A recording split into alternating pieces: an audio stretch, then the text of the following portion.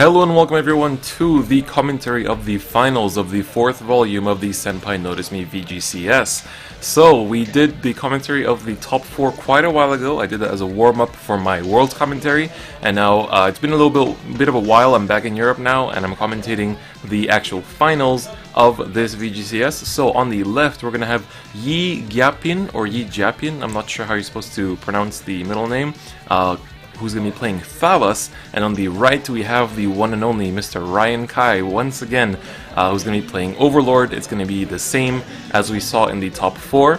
So Ryan Kai has become a pretty frequent face on my commentated videos now, but it's definitely very good to see him because he is one of the most elite and top players in Asia, so it's definitely both a learning experience for me as a commentator and as a player, and I'm definitely sure that it's also a learning experience for those of you watching at home. So we're going to begin with Yee taking the first turn. So he does play the Draco Kid as the starter, which means that it's going to be more of the type of build that can actually build up hand quite well.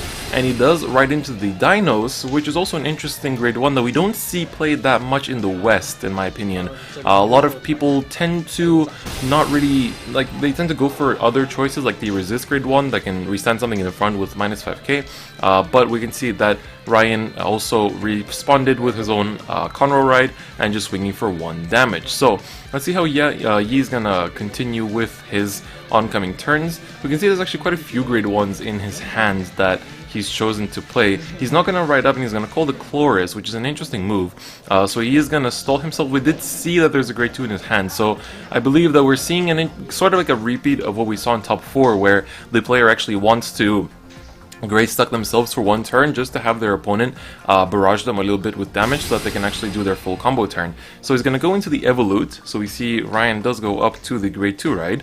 And now we're going to see what he decides to continue with, and there's obviously a lot of interesting moves he can make. He's going to get rid of the starter with the Gatling Claw, still one of the best draw triggers in the game, and so this is already a very big power play for Ryan, because now he just shut off a very big advantage engine for Yee, because that would have net him a good 3 or so cards in hand just from, using the skill several times. And now he's going to bully the rear guards. Obviously, that's what you want to be doing when your opponent calls something down while being grade stuck. So he's not going to give him the damage. So Yee's sort of approach to this situation is sort of backfiring, because he wanted to, get a few more damage up in his actual damage zone just to unlock his own plays. But in exchange, he got his rear guard retired, and on top of that, didn't actually get any more damage. So he's going to go right into the Tidal Assault, swing for the 9 on the Vanguard. He gets a crit, so Ryan suddenly pumped up to 4 damage, no damage triggers. There's a Destiny in the damage zone, which is also quite unfortunate because that puts him down from his grade 3 counts that he has in his deck, so that's going to be a bit of a problem with the Destiny over the course of the game. So I think this was overall a good choice for Yee, because in the end, now Ryan doesn't have any other targets, and also he rides into the Destiny, but there's nothing for him to retire. Obviously he can still do the skill next turn, so he's not actually losing out on anything, but it's just, the way that he didn't give him anything to retire is overall a good approach in my opinion. So we're going to see how Ryan decides to play this out. He does have the Nahalam on the left, which is also an interesting, well, not really interesting, it is a power play, because right now it's not going to be doing that much, but over the course of the game it is going to be a bit more aggressive. And so there are no Sea Breezes that can be played at the moment, because Yee did ride up last turn, and so there's not going to be too much else happening. He can choose to use the Conroe, which he will. We'll see what he decides to search out. Most players tend to go for another grade 1 Conroe for further filtering, or possibly go for something like okay, he's going to search out the Protector, but I think that's also a solid choice. I haven't seen too many people target that these days, but I guess if you don't have a perfect card, you might as well. And then other choices could be the Doombringer High Flame, but that's not the most popular of choices, especially looking at his drop zone. It's not exactly necessary either. So he's going to swing with a Nahalam first. So this possibly reveals that he does play the stand triggers, which is an interesting build point. But we've seen some Overlord lists, both at Worlds and in general, that do play the stands in Overlord, so I think it's not that uncommon anymore. So I think a lot of players, when they're playtesting against Overlord, they actually prepare with the mindset that they might actually see stand triggers in their opponent's Overlord decks. So he's swinging with a 16, and now Yee has to consider whether he wants to pass this or not, because nope, he's gonna actually guard it, but he loses the crit, which is technically a card in the hand, and he gets the stand. That is quite scary and is gonna hurt him as well. He swings with a 14, that's another 10k guard. He's gonna choose to take that one as well. That's 2 perfect guards in the damage zone. That slightly hurts. We're not sure, I don't think he has one in his hand, and he's gonna G assist. He didn't have the grade 3, but we can see he found one off the G assist, so that's good, and it's the right Thavas, it's not the old one, so it's definitely quite good as well. And so Ryan is just having a quick look through Yee's hand. We could see 2 stride fighters, a heal, and then some grade 2s as well. So overall, it's a pretty stacked hand. There's quite a few combo pieces in there, but he does have to get rid of 2 of them from his hand. He puts the, I believe, Orthia as well as the Nikki into the remove from play zone, as well as now going to have to choose 2 G units to remove from play as well. So this is, you know, it's obviously not optimal. You don't want to be G assisting, but when you're playtesting and you're practicing a lot for your for the big tournaments, you obviously have to. It's sometimes even better to playtest in those kind of like poor hand games where you have to actually do your best and, you know, come back from terrible situations, because that way that actually, you know, if you can actually come back from those bad situations on a consistent basis, that usually shows that you're going to be better off most of the time. So one of the strong things for this matchup actually for Yee is that with Thavas, he does have a lot of resist going on in the deck, because the new Thavas gives out resist. He has some cards like the Orthia that has resist of her own as well. So it's overall definitely not too bad, because while the Destiny doesn't care as much about it because it is circle based, it's a lot of the other cards in the Kagero clan as a whole and the Overlord deck that they will not be able to use their skills because of that resist, so it's overall quite nice. And so there's not that much AoE resist, AoE retire in Kagero these days. There's still some, obviously, like the Overlord G-Guard as well, but it's just not as much in my opinion. But it's good because he can also protect his attackers from Denial Griffins and whatnot as well. So he's going to hit the rear, which is the right movement, because you don't want to use your Adelaide on Vanguard in first attack, because then you waste her standard skill. So you want to just like swing at the rear to like dodge the effect for now, so that when you stand her with Alexandros, you actually get the effect off. So now he's going to attack with the other grade 2, this time to Vanguard. He can count +1 to get himself an extra card in hand and some additional power. This time Ryan is going to intercept it, and so he's not going to be taking that one. He is on 4 damage, so it's not exactly a low amount either, but the big boys are coming through right now. He's going to drop down the Protect Orb against the Alexandros, so Captain Alex, he's going to be looking pretty strong.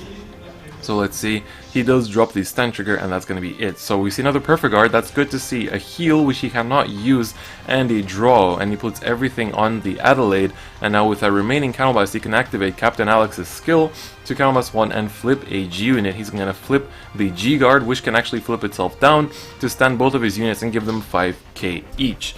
So now this is going to be a pretty strong combo turn. This is going to be quite threatening to Ryan because his hand is not very high either. He drops the 10k shield for the first attack. This one will be a 26 if I'm not mistaken with the trigger power. And swinging again, he has another perfect guard, so thank God he actually manages to survive that. I think the damage trigger was nice as well, but in the end it didn't matter because he did have another Protect Orb. But thank God that he searched that Protect Orb the previous turn, because without that, that might have actually been game. So that was a very strong turn from Yee's side, and overall, like, that just goes to show, even if you G assist, as long as you have 2 combo pieces left in your hand, you can actually push a lot. And like, his hand is looking quite healthy too, even though he lost the Draco Kid starter. So it's actually not looking that bad for Yee, even though he really started on, you know, from behind, but he's been working his way up, and right now it's looking quite solid. So he's gonna go into the Accent Grave, which is always a very solid first stride for Overlord, and so he's going to retire the Adelaide, and with the Destiny does not get the top 7 search. We're seeing a Worlds 2017 repeat, where literally pretty much all the players on stream in World Finals, like every time they use Destiny's skill, very rarely would they actually find something. In the finals we actually had some people, we had Hank find the Overlords from the top 7, but as we can see, this is the world's curse of not finding the Overlord from the top 7. So he's going to be attacking with the Doombringer High Flame, and so it's going to be hitting for a 14 in total if I'm not mistaken. and then we'll see how he decides to proceed with that. He does have Blaze active, which is definitely good, so he can actually use the Axe Engrave skill to retire an extra unit as well as get himself an extra card in hand. So potentially Yee could intercept right now just to deny that retire, which is also going to be, you know, it's just like it's an alright play, but we'll see. Like, they're just confirming the cards, because Axe Engrave, I feel like a lot of players, they don't focus on Axe Engrave that much just because they're so used to all the other very strong and important strides in Overlord, so they kind of forget that Axe Engrave exists, and I don't blame them, because honestly, until like, I think like a couple of weeks after the set release, I wasn't really looking at it too much. So we see even one of the players had to bring out the phone just to show what the skill is in English, just to confirm what it actually does. So, you know, that's Axe Engrave. People have to actually bust out their phones to see what the card does. So it's a solid first stride, and honestly, I feel like it's one worth remembering, because it gets you an extra card, it gets you an extra retire. It's not, you're not going to push for game with it, you're not going to end game with it, but you are going to be able to push a little bit of damage, control a few resources, and get yourself a little bit of advantage at the same time. And plus, like, while you're doing all of that, you're also going to be, you know, building up your face-up G units. So it's overall a fairly solid first stride, and honestly, I think it's, in a lot of cases, the optimal one while we're at it. So now Yee really has to decide what he's going to do. Still against this Doombringer High Flame attack, he drops the draw trigger this time, choosing not to intercept. Oh no, Ryan reiterates that he attacks the rear guard for this one, which is interesting. So he drops the 10k, and now I believe that regardless, now he gets to retire it anyway, if I'm not mistaken. So even though he's... One second, this is quite interesting. Or, I believe Axe Engrave might have the wording that it's up to 1 that you retire, so there's a chance that he's actually attacking into the rear, if I'm not too sure exactly, but this is just to confirm. I guess if Ryan is actually attacking into the rear, I imagine that they wanted to bring up the phone just to check the English skill to see if the effect still goes off if you attack into a rear. But this is quite interesting. We'll see how this plays out, because I think both now Yee is also thinking, if I can't get myself any other counterblast, it's going to be quite a bit of a problem. But it's not exactly the worst, because he does have the face-up GR that he can always use the next turn to give himself a counterblast. So he's actually going to go into another G-guard, and now he's going to be able to get 2 counterblast face-ups. That's definitely very nice. And so he's going to go into another G-guard. That's... okay, so now he should be able to also use the heal skill to flip himself a counterblast or get himself a soul charge, whichever he prefers. I think in this scenario you'd probably be more looking for the counter charge, but overall it's an interesting way that Yee is trying to play out of this turn, but we'll see how it actually paces out. So he goes into the flipping G-guard, but I'm not sure if he activates the skill, because if he doesn't activate the skill, then he's not actually forced to flip a G-guard for it. But we'll see. We'll see. It looks like he does activate the skill, so he's looking through his G-zone currently, and then he will have to flip one more G-guard face up in order to activate the skill. And let's see, he decides to flip. Okay, it's the wave reliant one. Okay, so all effects are activated, and now this was a very interesting interchange of skills. So he gets the heal, putting power on the Doombringer High Flame, and there's a legend and a crit, but that's not gonna matter. So no stand happened there, and that's going to be the end of Ryan's turn. So we're going to be going back to Yee's turn, and even after that turn, I think he's still looking quite solid. He's got 5 units face up. That is frightening. That is scary, because now if he goes into Mr. Captain Alex, as he does, this is going to be very bad, because right now he's going to be able to flip up another G unit. He's going to be giving plus 30k to whichever units that he chooses. So he gives the 3k buff to the Tidal Assault, so now it's a 12k base, meaning when it attacks for the first time, it's going to be, if he swings at the rear, he doesn't actually have to restand it, so he can actually whiff the skill in order to then activate it after he gives him the Alex buff. So it's going to be attacking for a whopping 42, never mind 48, he calls down the PGs.